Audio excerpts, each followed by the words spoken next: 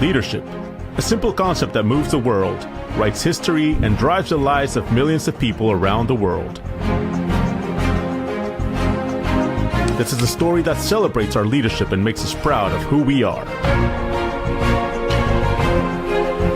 Today, Latino Leaders Magazine crosses the path of the same leaders we've been interviewing for more than 18 years, making all of us that work at Latino Leaders Magazine proud of our past and excited about our future. Latino Leaders Magazine is confident that we will continue to inspire the leaders that will write the future pages of our history. We have witnessed the enormous potential and value of Latino leaders. Now, Latino Leaders Magazine wants to continue to serve them by connecting these leaders and thus inspiring the future. Ladies and gentlemen, please welcome your host and publisher of Latino Leaders Magazine, Mr. Jorge Ferraiz. Good evening, I'm Jorge Ferraiz, publisher of Latino Leaders Magazine, and it is my privilege, on behalf of all of those that work in Latino Leaders, to welcome you to the 16th Chicago Maestro Awards. Tonight, we have 4 fantastic stories of leadership that we want to honor and celebrate. I want to thank our sponsors, Southwest Airlines, San Agustin College, Lewis University, and Softec for helping us to make this ceremony possible. Welcome, and let's start. At Southwest Airlines, we are committed to doing the right thing by our people, through our performance, and in service to our planet. Our heart doesn't just give back, it gives forward, doing our work the Southwest way. Because whether in the air or on the ground, we believe community is more than a place. It's at the heart of what brings us together. Good evening. Through our long-standing partnership with Latino Leaders Magazine, we've been able to see firsthand how the power of celebrating Latino leaders can inspire the next generation. I'm Laura Nieto, Managing Director of Corporate Responsibility. At Southwest Airlines, we believe leadership is about people. Great leadership is about inspiring, serving, and caring about people. Tonight, I'm honored to recognize Ms. Yaneth Medina, President for Elgin State Bank, and whose achievements are grounded in the principles of authentic leadership. With over 25 years of leadership experience in banking, Medina's success can be attributed to a robust work ethic and unwavering integrity. Throughout Medina's career, she has been recognized as a supportive colleague, championing a positive culture and fostering an environment where everyone can flourish. So, it won't surprise you that in 2019, she was named one of Latina Style Magazine's top 10 corporate Latina executives of the year. Ms. Medina, we salute you for being a steadfast champion of how the power of authentic leadership can create meaningful connections and inspire others to find their unique voice. On behalf of the more than 70,000 Southwest Airlines employees, we're honored to present the Maestro Award for Leadership to Yaneth Medina. Congratulations. The Maestro Award in the category of Leadership in Chicago 2024 is being presented to Yaneth Medina. Congratulations. I was born in Mexico. My parents moved to El DF when I was born. My parents are from Jalisco.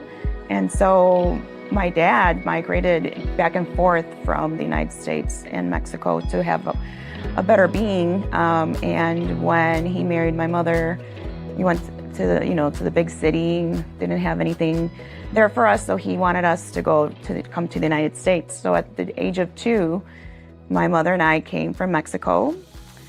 And what my mom tells me is that, I was one of those kids that, she brought along across the Rio Grande River and came to Chicago because my dad and my mom wanted a better life. So when we got here, we didn't have nothing. And luckily, I had the love of my family that really, I think, is the foundation of who I am today.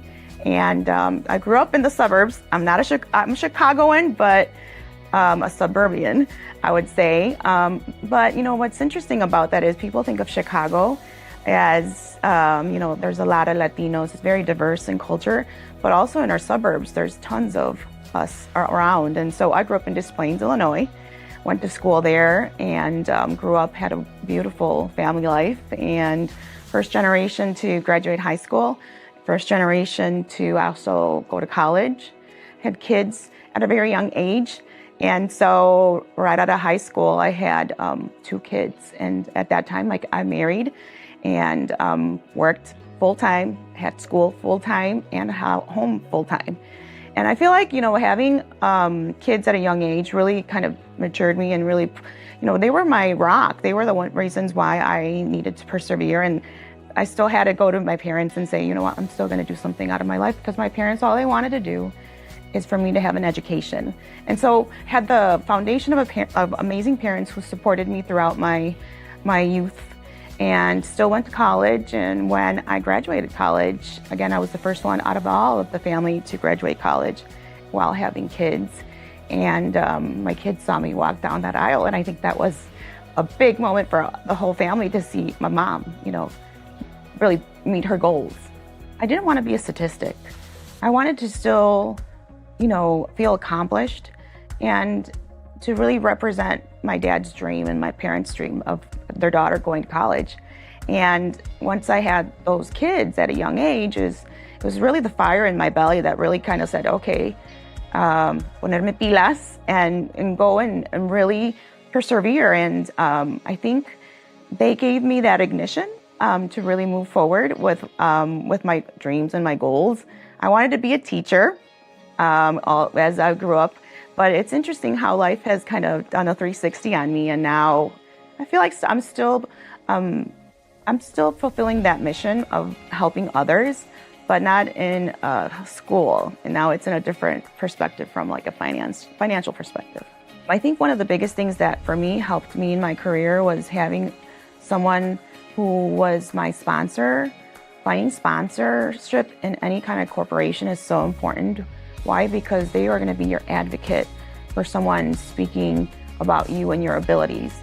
I still have she's one of my best friends now, and she hired me back in 2004 when I started here. And to this day, she's still my advocate. And being in HR, I think it's important to have people on the HR side, because then they know the talent that's out in the companies. And so to this day, and I'll never forget this. She told me many years ago that I didn't have to be always on one side of the bank. I could go to the business side. And she knew that I was going to be able to handle the commercial world, but I was scared. And I never did that leap of faith. And I really wish I would have listened to her back then, because she was right. But sometimes we need others that see our talents and find those things that we don't necessarily see, give us a little nudge to do that. And so it wasn't until I actually raised my hand for running two of our companies here for our retail division that no one had ever done for Wintrust, where I got more accolades, more people were seeing my talents, and I did it well, and I loved what I do. I love helping others, and I love helping people elevate internally from a personal perspective and, of course, business-wise. But I rose my hand and said I could do this, and while everybody else was telling me I was a little crazy for doing that, I did it. And so when it was time for, thinking about succession planning and other talent development within the corporation here, they actually asked me to let go of my responsibilities, because I had over 100 employees reporting to me. I had the top banks. The 2 banks that I had were in the top 5 banks in producing. And we did it really well, but it was time for me to let go of that side and learn the other side, which is the more fruitful business side of the banking world, and do some personal development so that I could get to this level. And it's still something I'm still learning, because I didn't go and do all these credit classes as everybody else, but I ask questions and I am very inquisitive. And so I love to network. I could go find business. And so it was because people believed in me, and you have to find those people in corporations to help support you with your career. Growing up in the corporate world is not easy, and sometimes our fear comes into it, and then you got to talk yourself out of it and say, no, you belong at that table. So to the young folks out there, embrace fear, because fear is what makes you who you are to your future self. And to surround yourself with people that are going to elevate you. You know, you could have tons of friends. In high school, we all had friends and things, and then as we start to grow up, there's really only a couple people that are really by your side, and that's okay. You know, we want to be surrounded by people that are going to help elevate us, find people that are going to help you meet your goals. But I think the biggest thing here is fear, and then what you don't know. You don't know what you don't know, and so I think it's important to raise your hand and ask for help, or at least say, hey, have you ever done something like this? Or do you know anybody that could do this? I really want to do this. There's a lot of resources in this country that people could take advantage of, and so you have to ask for help, yet dealing with fear. I am all about family. Of course, you know, Latinos are all about our family, so I dedicate time at home. I do a lot of events, networking, so when I am home, I am a homebody. I love to cook. I am one that will love to cook, and my boys love when I cook. I love having my family over. But also the time, you know, I also like to enjoy surrounding myself with friends who are like-minded, you know, and just having a great time together, you know, visiting my parents. My parents are now retired. They go back to Mexico half of the year. They're here. So when they're in the United States, we are with them. I call them every day. Why? Because I cherish my family so much. But when they are gone, I will go visit them in Mexico because I love Mexico. That's where I came from. If I could live over there, I would live over there. But my kids are here too, of course. But I love to read about elevating others. I love soccer. I'm going to go see Real Madrid tomorrow here in Chicago. My kids are soccer, though I might be switching over to basketball because my little guy wants to be in the NBA. So we go to the Chicago Bulls, you know, spending time, you know, that time is so important for me.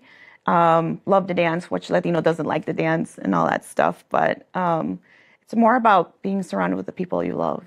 You know, I think about how I've helped people here at work, personally at home, our family.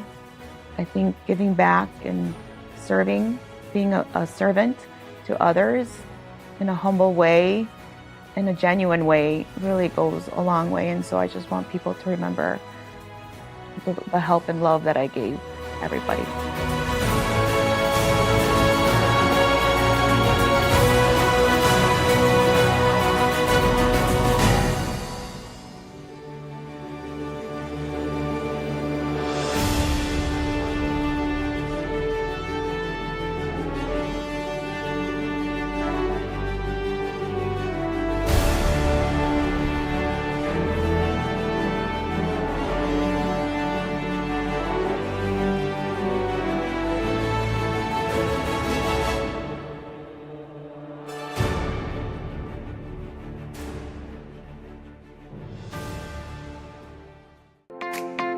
Are you ready to redefine your future? At St. Augustine College, supporting students is our #1 priority. We focus on providing an education that works with your life, from small class sizes to flexible schedules, debt-free graduations, and one-on-one support. We are committed to helping you discover and develop your talents to achieve your career goals through an education that makes you proud. See what's possible at St. Augustine College. Located just 35 miles southwest of Chicago, Lewis University welcomes students of all faiths and cultures.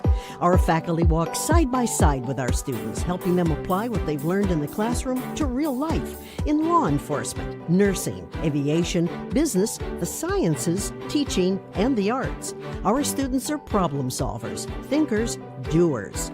Now it is your turn. How will you impact our world? Apply today at lewisu.edu.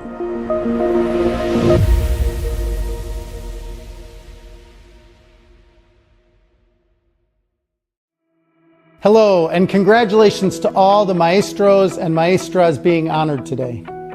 At Lewis University, we are proud to continue the successful partnership that has evolved between Latino Leaders Magazine and St. Augustine College. We are also excited about the merger between Lewis and St. Augustine. which will enable us to better serve the higher education and workforce needs of the Latino community in Chicagoland. In this special event, it's an honor for me to introduce a recognized trailblazer and leader in diversity and inclusion within and outside the construction trades. As Executive Director of the Hispanic American Construction Industry Association, Jackie Gomez has been instrumental in breaking down barriers to entry into this field, fostering the growth of members, and providing essential small business and workforce development training. Under her visionary leadership, HACIA has become a national model for other organizations dedicated to the success of minority construction professionals. We are proud of the partnership that we have developed with HACIA through our Institute for Workforce Education. Together, we've trained hundreds of small business owners and participants in pre-apprenticeship programs within the construction fields. Again, I am honored to present Jackie Gomez, whose resilience, vision, and relentless pursuit of equity and excellence makes her a true maestra and a treasure in the Latino community. Congratulations, Jackie. The Maestro Award in Chicago 2024 in the category of Community Service, it is presented to Jackie Gomez. Congratulations. I have fond memories of my childhood for sure. First generation born here in the US, first generation college graduate. My mom is from Guatemala, my dad's from Mexico. So often I grew up with trying to figure out, is it popote or is it pajilla? Because different words in Spanish, you know, and so I sometimes would say, maybe I'm a Guatemex. So identifying culture was always sometimes of a challenge. Because as you may know, like even within Latin America, there's a lot of division.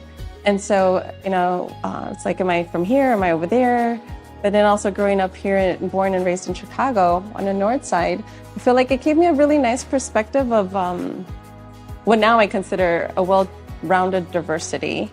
I was in a working class neighborhood, a mixture of, you know, white, brown, black kids that we were growing, like playing in the street. So I enjoyed. So that's why I said I have fond memories of that. But very much family focused. As you can imagine, birthdays were heavily celebrated. Everybody was invited. So my birthdays and anybody's birthdays at the house was a big affair. And I enjoyed it. And I realize now, as I'm sharing this with you, the sacrifices that my parents had to make, because, you know, now I have two small children of my own, and birthday parties are expensive. And my parents, you know, worked in factories all their life. My dad in a packaging factory. My mom also worked at another factory, working 60 plus hours per week. And so the work culture was strong, you know, strong work ethic. I think that's something I definitely picked up, but that was my childhood memories, not trying to figure out how to speak the right Spanish sometimes. My grandparents would tell me it's one way, and then my mom's side would tell me it's a different way. Again, the popote versus pajilla situation. I remember growing up, my grandparents from both sides, my grandmothers, they handled the money in the household, and they made a lot of the major decisions. I said, finance, business, that sounds about right. Like those were the people I had in my mind as my role models. And so finance, I was able to get an internship. Latina-owned business. She had a financial advisory firm. She did bond issuance for government agencies. So I remember applying, I come to the office and I see her, and she reminds me of like an aunt. And I'm like, oh, this is it. This is where I should be. And then I see kids coming out as she's interviewing people, and these, young men in suits, looking sharp and professional, and right away imposter syndrome hits. And I'm like, oh, I literally remember like sitting, waiting for her, and I just started slouching. I'm like, oh, maybe this was not a good idea.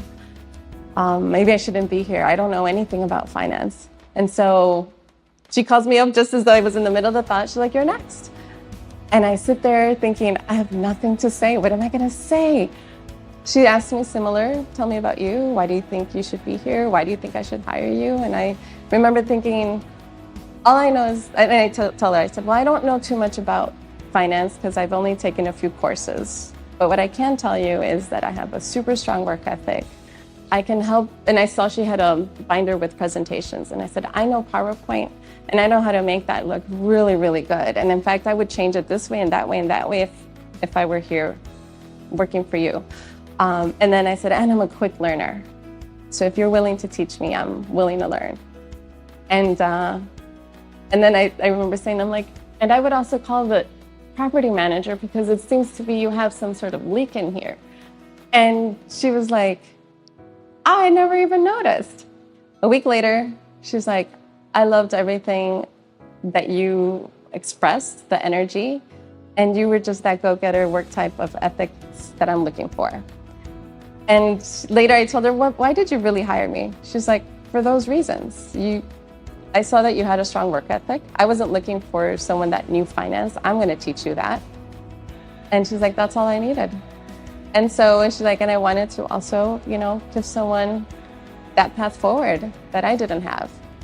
And that exposed me to things that I never would have been exposed to. And so, I'm just grateful for those experiences. I imagined myself on Wall Street, briefcase, cute outfit, and because at that time now my new role model and mentor was this woman who looks like me, similar background. And I said, well, she's successful. She has her own business, small business, but she has her own business and she's succeeding. I think that was the next pinnacle for me of like, I can do something too. Like now I have someone to show me that it's possible. And I think that's where I took it, learned the most I could with her, asked her all the questions. And I even found myself sometimes saying, I hope I'm not being annoying, but can you tell me again why? And she would explain to me bond transactions and things of that nature. She then gave me an opportunity to work in a field of what was then affirmative action. Now it's more like business diversity or DEI, right? And again, I said, I don't know how to do that. She's like, but you're smart. You worked already for a small, diverse business, so you understand the barriers. And I said, you're right. You know what, I'm gonna try it. I remember being told, if you really wanna make money, that industry, DEI, or the nonprofit space, that's not where you're gonna make money. Stay in finance. You'll make money there. I had to redefine what success was for me and what richness was for me. And I determined that success for me was not just how much money was in my bank, but it was in the impact that I was making and paving the road for others, right? And so many generations have come before us to pave a way. There's pebbles still left over, but it still needs to be paved again, widened for more people to come through. And so I think that's where I have this passion of still making an impact and helping small businesses. So there's been many accomplishments or that I would look back and say, oh man, that was worth it. But one of the things that I think hit me the most is when I worked at Hacia about 15 years ago. I met a lot of small businesses back then that are still here today. And 15 years later, they remind me, do you remember when we met, Jackie, you helped me with XYZ? And sometimes I don't remember, sometimes I do, but the realization that, the fruit of my labor in some way, and it may have been just a little sliver, helped someone to now they're able to hire from the community, they're helping families. I think those are some of the things, but if I'm looking at the bigger scale of things, I think creating programs and policies. Working at the Obama Foundation, I was able to create a workforce and small business diversity program in collaboration, right? Again, it's always about the team. That was very satisfying to know that years and years and years later, it's the gift that keeps on giving to create that generational wealth for families in the community. So that's definitely one. And here, we're creating workforce programs that's building the next generation of future leaders. And so that's immensely satisfying. I would say my number one job is being a mother to my two beautiful young daughters. They're 6 and 8 right now. And my husband challenges me by, let's leave work at work. Sometimes, when you're passionate about your work, you want to come home and say, honey, guess what? And, he's like, that's great. But, now let's focus here, the household. And so in the beginning, it was a little hard for me. And now I really learned to make that switch so that I can be fully immersed with the family. So what it looks like is truly being silly with the kids. Because what I want them to see is that while mommy is, she works and she wears sometimes these clothes that they think, why am I wearing these fancy clothes? But that they're also able to relate to me and to challenge me, I think is something that is different. You don't ever get to practice or go to school for that. No one teaches you how to be a parent. So those are the things, is learning how to enjoy that life and feel satisfied with that, and paving the way for them. I mean, that's truly what we talk about with my husband, even, like, how do we continue to pay it forward? Our parents did the best that they could to get us through school. And now for them, how do we start building that generational wealth that we didn't have, that we can start leaving behind for them and then their kids and their kids, right? Like, that would be, that's what we're trying to strive for. No matter what our backgrounds are, that working together, we're stronger. So maybe because of my experiences in life, there's always been this black-brown division, and I'm just like, why? Why don't divide us? Keep us united. Let's work together. At the end of the day, we all want to have a better future for our children. We want a better environment and community, and being able to know that I've made an impact, that we're working together, right? A community of togetherness is what I would love to be able to leave behind, that people remember, like, it's smarter to work together because we'll be stronger for it.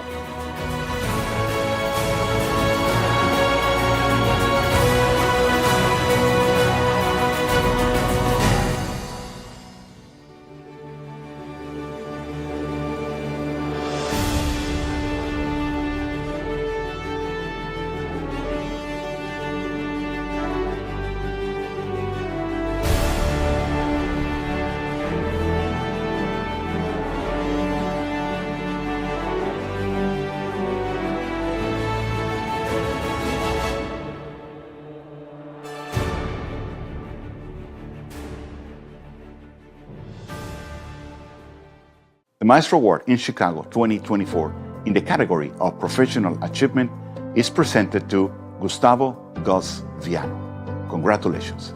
Originally from Buenos Aires, Argentina. I was born with parents that, my grandparents actually were immigrants from Spain and from Italy. On my father's side from Spain, on my mother's side from Italy. So my household was kind of multicultural already, even though a lot of people think that Latinos and Italians and Spaniards are the same. They were different, right? Especially Italians, because they were speaking always Italian. That was my, the other language actually that I learned, growing up. My second language was Italian. And what is interesting, growing up, I say that always on that, foundation of family, I learned a lot of stories, that my grandparents were telling me about, the old country, and the experience they had. We were always very scary stories because they had been through the wars, etc., right? But, I had developed my sense, to listen and pay a lot of attention and enjoy, in my mind, creating the stories, basically, which I never imagined that later on in my life will be the foundation to become a psychologist, right? Which is what I am today. growing up, my father would take me to work with him every summer.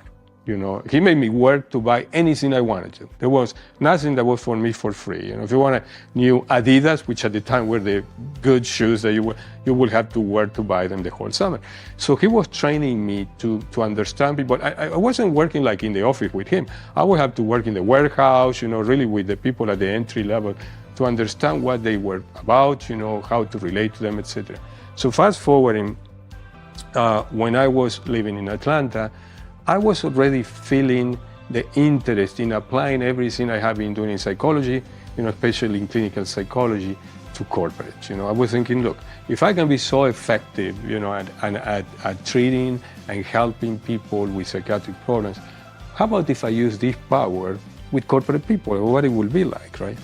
So, and this is again why I say in some ways we are magnetic, because one day, totally by accident, I had an encounter with the Vice President of HR of McDonald's Corporation in Atlanta, you know, the late Dr. Cheryl Richardson, who later became one of my role models and best friends and mentors. And we had a conversation, you know, and she got very curious about my background, you know, about different things we're talking about, especially about people differences, cross-cultural differences. I had already a lot of experience working, you know, in psychiatric residential treatment centers, managing a lot of people that you have to get to work together with other people. So she was interested in my approach, and 2 weeks later, she called me after that meeting, and she said, "Guys, I would like to invite you to come here to Oak Brook because I want to talk to you about the possibility of transition into a different position." I came to Chicago, met with her in Oak Brook, and interesting enough, you know, she introduced me to another gentleman that was a vice president of a big division at the time, Dan Thompson, who eventually became CEO of McDonald's. And between both of them, convinced me to take over the role of a fast tracker in HR, especially focused around in Dallas, you know, around working in the restaurants, trying to bring together different cultures, more specifically Latinos and everybody else. Because the reality at the time in McDonald's restaurant was that most of the front counter was managed by, you know, white, Caucasian, you know, women or men, and the rest of the operation were all Latino. And other people from other races as well, right? And there was not good interaction between them, right? So they say, why don't we do this? Before you accept the position, why don't you spend 1 week in one of the restaurants and you see what you feel like, right? So because say, here at McDonald's, everybody starts, you know, working at the restaurants, you have to run operations, etc. And that would be a good way for you to do it, which I did. I fell in love with, you know, the whole system and the operation. And when I back, I told them, you know, the biggest issue here, you have two cultures working there. And the problem is there is no communication. The only communication between the managers and the rest of the people is just to tell them what to do. They don't develop a relationship with the people. They don't know anything about their families, about their education, about their needs. So there is not a team kind of relationship building there. So they love my idea. They say, why don't you start to work with us? I accepted. One thing led to the other, and that's how I started, you know, with McDonald's, which to this day, I have to say, has been the most important experience I have in corporate America. My interest to this day is all about human behavior, right? Behavioral science. You know, we didn't talk about my education, but after I graduated from Drexel University, then I continued to get educated. And two of the most important practices that I have is one about clinical hypnosis, and the other one is about biofeedback, you know, which is biofeedback for brainwave training. I have combined both of them. I have developed my own technique. So as we speak right now, I'm developing workshops to apply that technique to career advancement. So that's pretty much something that is I have been working now for a while. It's about to be ready to be rolled out. I think that there are three areas that are very important to be aware of.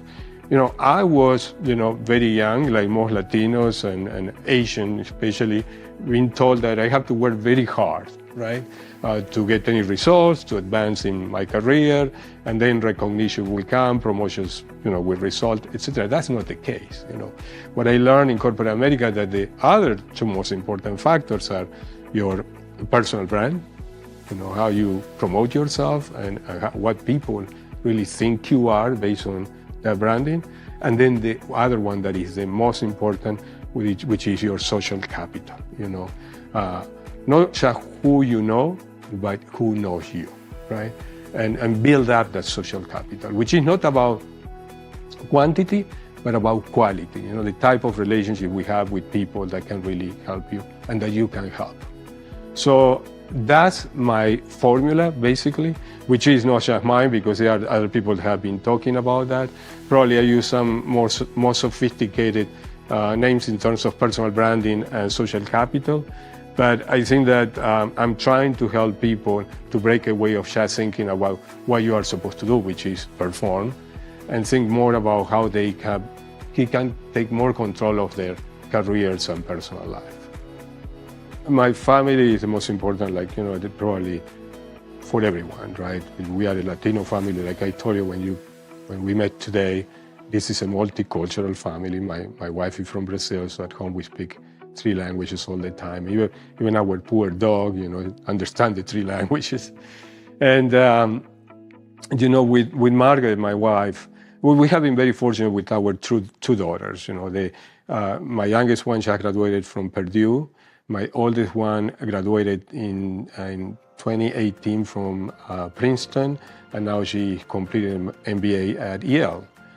And with my wife, after, as immigrants in this country and learn about how difficult it is to send kids to college and how expensive it is, we have made a commitment to help others to do the same, especially these kids from underprivileged, families, where parents have to work in some cases, all day, 6 days a week, and they have very little exposure to role models, to help them, basically have the same exposure that we had. So we were very close together with the school system, with a lot of community organizations. My wife, especially, with the school, always organized every year trips for the kids to go to these big conferences. So our hope is to continue to do that, try to make a difference by helping kids have same or similar opportunities our kids have.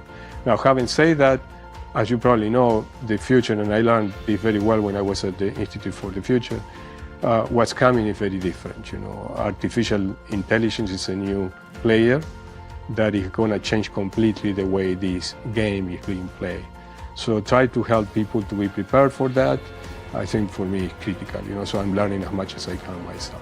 So that's what we're going to do, like keep it simple and try to make a difference because we have to live, which who knows when it's going to happen. I always say I think I have at least 25 more years to go, so we'll see what happens.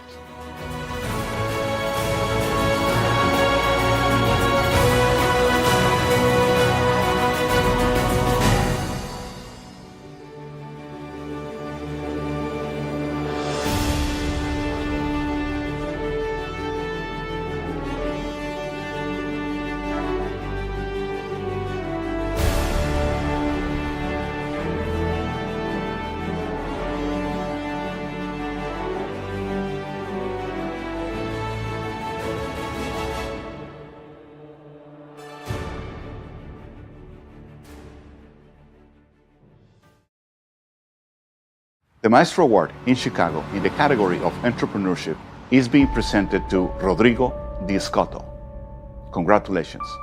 The story is actually an interesting story. My grandfather, he was a real character. I mean, he was ambassador of Nicaragua around the world in the 50s, 60s, and 70s. And my father and his brothers and sisters were the son of a diplomat, right? And he was the ambassador to Cuba in the late 50s, and then England, and then France, and then the Vatican, and then Japan. And he was this amazing guy that I never really got to know very well because he was always in a station, right? But he was a count. He was well decorated with the church. He's just an amazing. It's more like my grandfather to me was more like a legend, right? Like he was bigger than life, right? And the stories are, I'm sure, like a lot of us, pretty fun and interesting and motivating. And he loved people, right? And they said that. My father said, "You remind me of my father, the way he is with people," and I always took that as a compliment. I have 5 brothers. 2 of us were born in Managua, Nicaragua. My father's Nicaraguan. We immigrated from Nicaragua probably when I was 3. My father was an engineer. He met my mother at university at St. Mary's College in the late 50s. Fell in love and got married, and it was quite the story with those two. A love story that crosses the globe, and they had 6 boys, and it was really kind of special, the family that I grew up in. The values we learn are my father. I remember I wake up in the morning, and my father was already gone for school. And I'd come home, eat dinner, go to bed, and my father would not be home yet. And that was my father. He worked hard to supply us with give us the opportunity for the life we have, right? Make sure there's, as a Latino, it's the real basics, put food on the table, put a roof over your head, clothes on your back, give you love, make you feel safe and secure, and that's the job, right? That's the job. So I was raised in a Catholic family. We take those values very, very seriously to heart. A lot of it has to do with charity. I do a lot of stuff for our community, especially with Catholic high schools, with Latinos. I'm on the board of St. Ignatius, which is probably one of the best schools in the city, diverse community. Continue to invest in that community. I absolutely love it. I love helping those people that really want to go there and helping them find a path where they can afford it. I work with other Catholic high schools too. They're all super important because those are major years in our development, right? Those high school years, and frankly, I wish we could do more. I wish I could do more. I see how that school affected me. How it changed my growing up, right? It instilled those values, which I think are important. The world's going in many different directions, right? And I worry about all these children as they're coming along to have something to grab onto, their faith. A lot of it has to do with, I think, our fathers and our mothers are strong, right? They don't give up on us, right? And I think, even now, I think my father still prays for me. He was the chief estimator for the Sears Tower. And that was kind of as you can imagine, it was the tallest building in the world for 40 years. A major endeavor here in the city and in our home. And he worked hard, and I remember him telling what he was doing. He bought enough cable for the elevators to go around the world 7 times, something crazy, right? This is and just stuff like that, right? I also watched my father experience racism in the workplace, right? And got let go, falling out with his boss, and in a day like today, in a time like now, probably be the other way around. The other guy would lose his job, right? But that was the early 70s. Then he started his own company out of that opportunity. He, again, as Latinos, we just give us an opportunity to go to work, right? He started his company, his construction company, engineering company, and built one of the biggest high schools in Illinois at the time. He was the Scoto Inc. And I remember as a 9, 10, 12-year-old climbing all that big earth-moving equipment.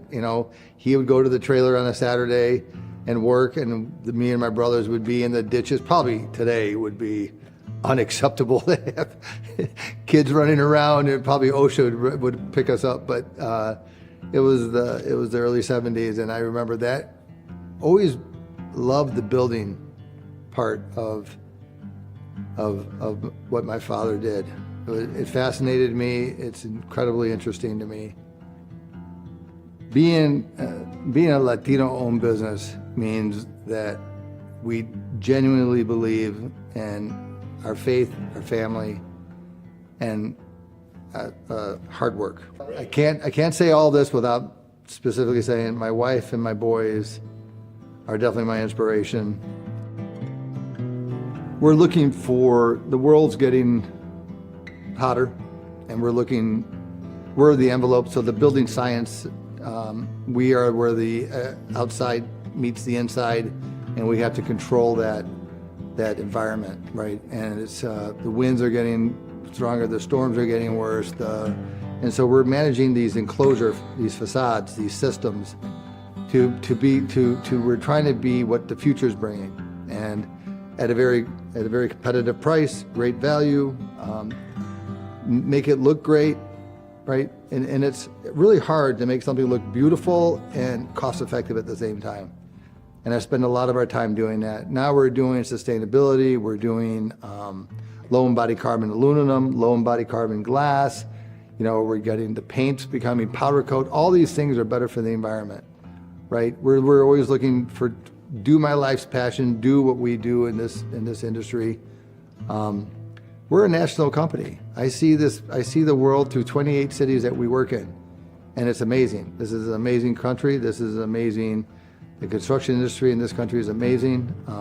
But we try to take, I think one of my goals is to take the best practices that I've learned and being in all these different states and cities and bring them to every job we do, so I can make my partners all better, because we find out things that work and don't work. And then really start doing more, working more with developers on their side of the business. I started a general contracting company that we're going to be doing things with. I have an architectural firm that I started. It's because I really, at the end of the day, I want to design, build big projects, and be vertically integrated. That's the bigger vision. Daniel Burnham says, make no small plans. I'm a Chicago guy. Daniel Burnham he's the designer of our city after the Chicago fire. He said, I make no small plans. It takes just as much work to make one thing than it is to make 100 things. So let's go.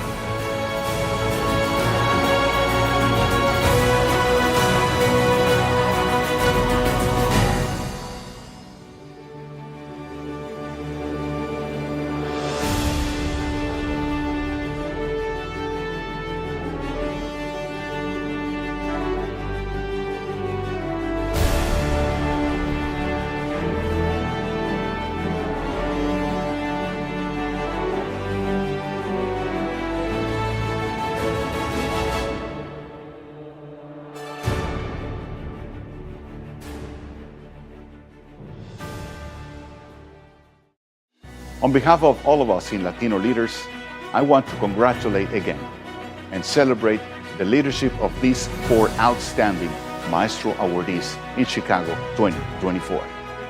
I want to say thank you to our sponsors, Southwest Airlines, San Agustin College, Lewis University, and Softec. Good evening, and thank you for joining us.